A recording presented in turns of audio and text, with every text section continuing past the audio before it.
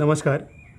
URL फाउंडेशनने जो मला सामाजिक गौरव पुरस्कार दिला हा खरं तर माझा नाही तर कोकणातल्या खऱ्या रान माणसांचा गौरव आहे.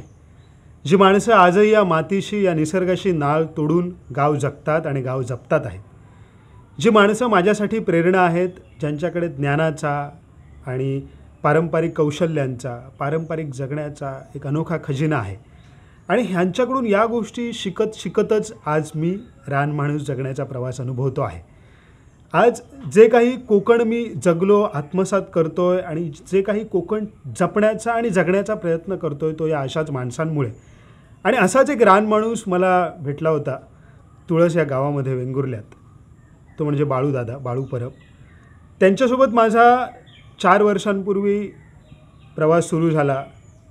तो एक जंगलात राहणारा शेतकरी. माझ्या मते कोकण जर तुम्हाला अनुभवायचं असेल, जगायचं असेल तर अशा माणसांकडनं तुम्ही भेटायला पाहिजे.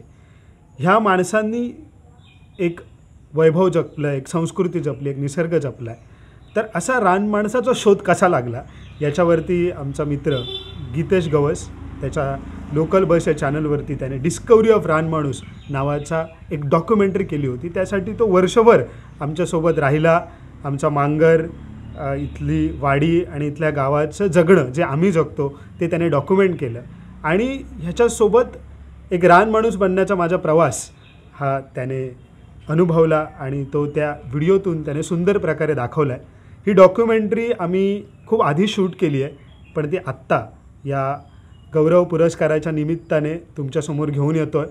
यूट्यूबर आणि इन्फ्लुएन्सरच्या पलीकडे खरा रानमाणूस बनण्याचा माझा हा प्रवास तुम्ही बघा.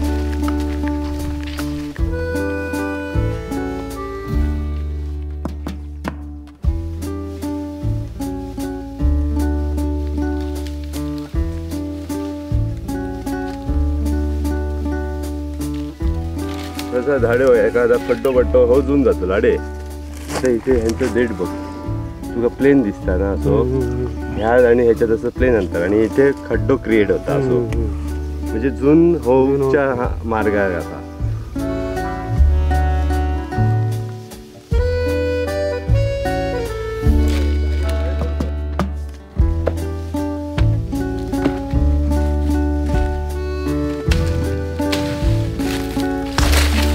हे तोंडातच आहे म्हणजे घसो ना सुको जाताना निमरात तो आज ओलो होतलो म्हणजे थोडासा ओलसरपणा म्हणजे सुक्या पडटा तर ओला रावच्यासाठी आज पाणी गावतात. इतक्या पाणी कमी मिळता उन्हात. एक पाण्याची भाजी असा आणि ह्या ही एकच पान येतं त्या ह्याच्यातनं जी मुंडली असतं एकच त्याच्यातनं एकच येतात आणि ही तोडताना बरेच जण काय होतं अशी उपून काढतात. मग पुढल्या वर्षी ती नष्ट होता जेव्हा ती अशी खुटून काढूची असता आणि हो डेट ठेवू पुढल्या टायमाक हो हेसून का पान येताले तेका. मी 2 मिनटात म्हाका सांग म्हाका वय झाला सांच्या माशे होय ताजे फ्रेश माझं माझ्या ताटात दिसा होय. मी उठतले आणि डायरेक्ट किनाऱ्यावर जातले 10 किलोमीटरवर वेंगुर्ला असा सोमतो ताजो फ्रेश मासो घेतलो संध्याकाळी माझ्या तो ताटात दिसतलो. त्याच्यापेक्षा अजून सुख काय वया.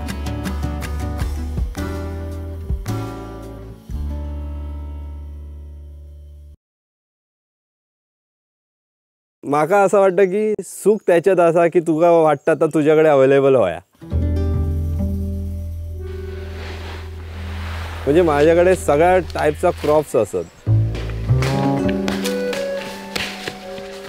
नारळ, सुपारी, काजू, अगदी मी नाचणी घेतोय. लोणच्याक माझ्याकडे आंबडो लायलो असा, बिमलन असा. आपल्या ताटात जा दिसता ना, म्हाका ताटात ह्या सगळा क्रॉप दिसा होय. आंबो असा, माझ्या मनात वाटला की माझ्याकडे व्हरायटीचे आंबे होय, तर ते सुद्धा मी लायले. जेव्हा हयसर मी इले तेव्हा आम्ही एकदम संध्याकाळचे इल्लो, सांज जाल्ली, ऑलमोस्ट काळोख पडलेलो आणि तेव्हा पावसाचे दीस होते. लिटरली हयसर जवळच म्हणजे एक हायवे असा वेंगुर्ला सावंतवाडी, थंयसर गर्दी आणि ह्याच्यातून आम्ही डायरेक्ट अशा जंगलात घुसलो. जेव्हा त्याच्या जंगलात एंटर केलं मी इम्प्रेस झालं की अरे म्हणजे खंयतरी मी 15-20 वर्षा पहिलीच्या कोकणात येतोय, गावात येतोय असा वाटला म्हाका.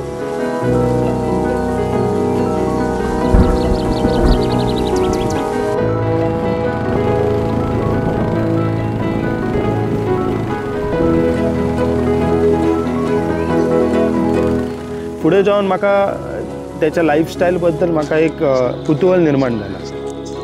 त्या दिवशी संध्याकाळी लाईटही नाही होती आणि दिवो होतो, म्हणजे म्हणजे 50 वर्ष पाठी गेल्यासारखे की दिव्यावर आम्ही रात्री जेवलो.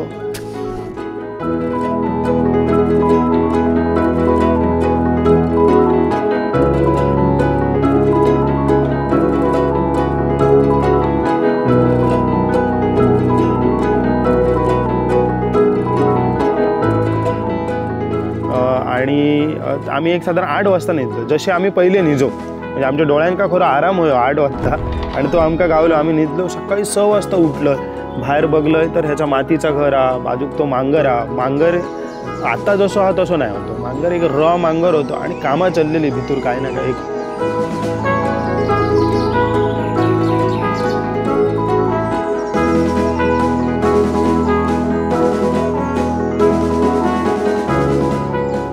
सकाळी उठल्या उठल्या ह्याचा डेली रुटीन चालू झाला. मी त्याका जॉईन झाले. लगेच म्हाका उठलं प्रसाद चल. तेणी त्या कांबळा उचलल्यान, आम्ही घोंगडा किंवा कांबळा म्हणतो तर, आणि डायरेक्ट सड्यावरती आम्ही बैल आपले त्याची बैल घेतले, सड्यावरती गेलो, चरलो. मग तो आपला एक एक गोष्ट म्हाका सांगल्यान.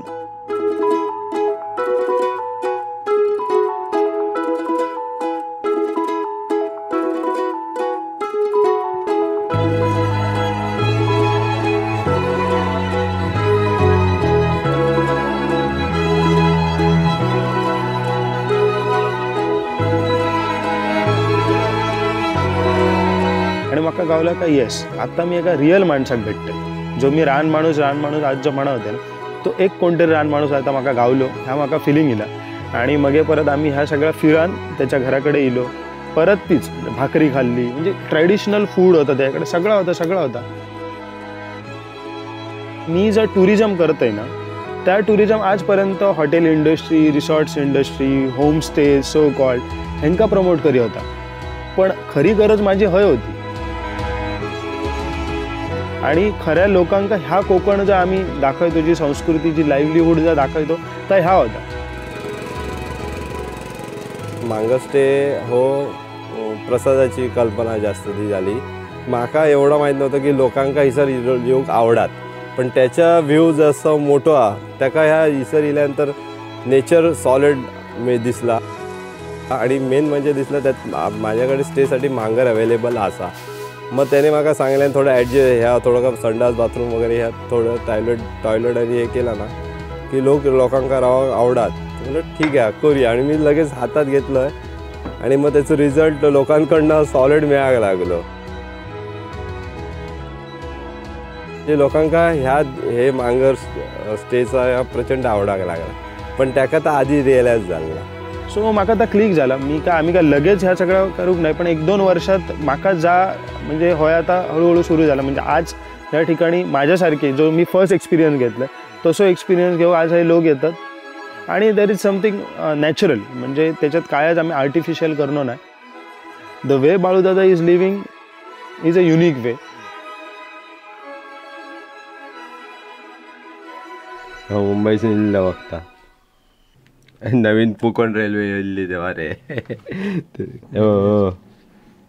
मुंबईचो हो माझा लाडको बैल होता. अरे फोटो. अरे नाचणो जोडलो जबरदस्त फोटो येला बघ. तेव्हा आम्ही नाचलो ह्याच मांगर मरे हो. हा मांगराच्या ऍक्टिव्हिटीज. बालपण माझा मुंबईत गेला आता सगळा म्हणजे शिक्षणासकडचा ग्रॅज्युएशन आता मुंबईतच गेला. त्याच्यानंतर 12वी सायन्स केल्यानंतर थोडं ॲग्रिकल्चरचा कोर्स केला मुक्त विद्यापीठाचा आणि त्याच्यानंतर मी हडे गावा घेऊन शेती करू लागला.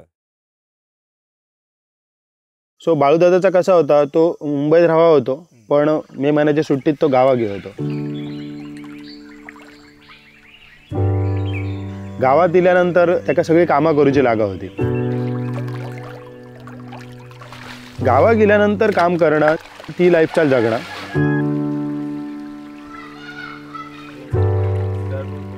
परत मुंबई 8-9 महिने पुढचे आपले डेली रुटीन. ह्या वेळेस मुलांका कळता की आमका लाईफ काय होया. फक्त ताज लाईफ ॲज अ जीवन म्हणून स्वीकारणं ह्याच्यासाठी एक डेअरिंग लागतं आणि त्याच्यासाठी सगळ्यात आधी लागतं तो म्हणजे त्या लाईफस्टाईलवरती प्रेम. त्यांच्या पाड्या घेऊन जाऊया रे. गेल्या वर्षी लायला इतक्या होता आता इतकी हाईट वाढली त्याची थोडी. बघ टेस्ट करूया एक पानाचा तुकडो टेस्ट कर. बाबाने माका हिसाब पाठवला की तू सांभाळ बघ अनुभव घे आणि आजोबांका तो सपोर्टसाठी पाठवलाय आणि सपोर्ट देता कळायला लागले की ह्याच्यात मजा. काही वर्ष शिकारीन जाईन ती मजा येते, एक वेगळा अनुभव मिळतं, एक त्याच्यात आपल्या प्राण्याचं लाईफस्टाईल कळतं. आणि नंतर मला कळलं की आपल्याकडे झाडांमध्ये पण मजा येतात. झाड वाढव नंतर काही दिवसांनी आपणाक फळं मिळतली त्या खाव. जंगलात गेल्यानंतर आमच्याकडे गाय बैल असले त्यांना सोडली आणि झोपान दिला का उठले आणि जेव गेलो घरात. अरे तुम्ही प्रत्येक दिवस वेगळो हा. सकाळी उठल्यापासून वेगळ्या कामांना सुरुवात करू, रात्री संपासर वेगळो असता. जसं सीझन चलतलो तसं इकडचं माणूस चलतलो. म्हणजे तुम्ही निसर्गात राहतात आणि निसर्गात कसं जगायचं हे स्किल शिकतात एकीकडे.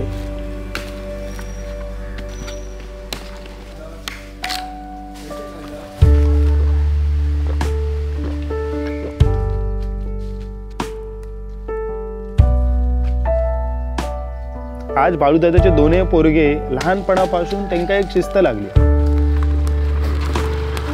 लहानपणापासून ते झाडावर चढा, आंबे काढा, ह्या सगळ्या गोष्टी त्यांच्यानी आत्मसात केलेल्या आहेत.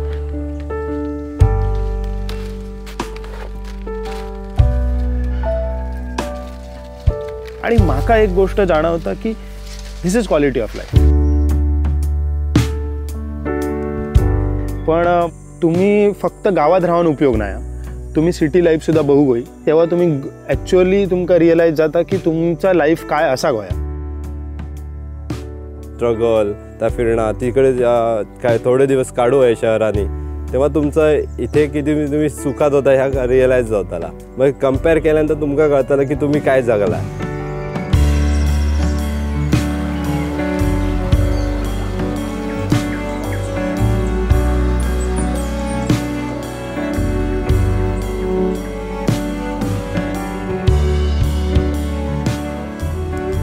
बरा असा की काही लोक बाळूदादासारखी जेन्युअनली काम करतात आणि त्याच्यामुळे आमच्यासारखे ज्यांका होया अशी lifestyle. I am not a perfect राहण माणूस, फक्त म्हाका आता बनायचा असा आणि त्या क्षेत्रातलो माझो गाईड माझो गुरु तो असा.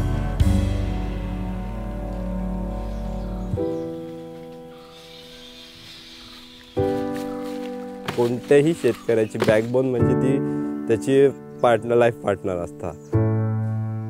तिची जाणीव नसतं, ती एक पडद्यामागचं असतं, काम करणारे असतात. पण सगळ्यात जर कोणी विचारलं ना इतकं शेतकरी चांगलं सुशागात किती राहतं तर मेन नसतं तिची बाहेर. त्याच्यामुळे सगळं घडत असतं. पण आम्ही फक्त पिक्चरमध्ये दिसतो.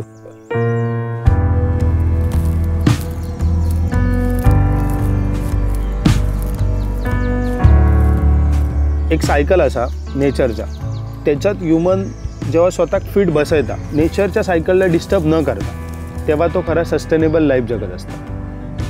प्रत्येक ठोक्यात नेचरला बघून बाहेर पडल्यानंतर शेतकरी बाहेर पडल्यानंतर बघता की आज काय क्लायमेट आहे, आज माका काय करूचं असं. अशा पद्धतीने जेव्हा निसर्गाच्या चक्रात माणूस स्वतः सामावून घेता तेव्हा ह्युमन नेचरचा खूप बरा रिलेशन राहता.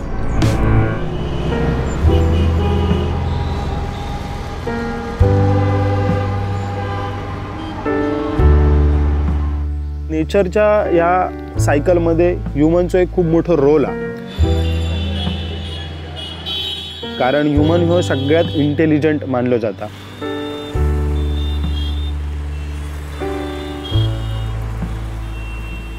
आम्ही म्हणतो नेचर सेव्ह करा, ह्या करा, त्या करा. नेचरला सेव्ह करूची काय गरज नाही. नेचर जसं असा तसंच राहतलो.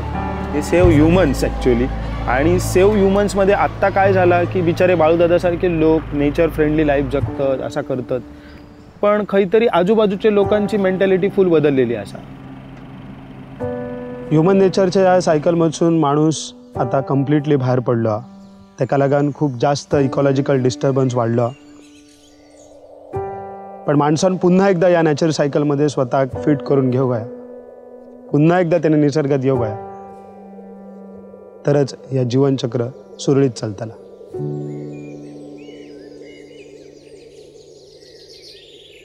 मी जो कोकणातल्या एका गावात आलो, बाळूदादासारख्या रान माणसाला भेटलो आणि माझाही एक अनोखा प्रवास सुरू झाला.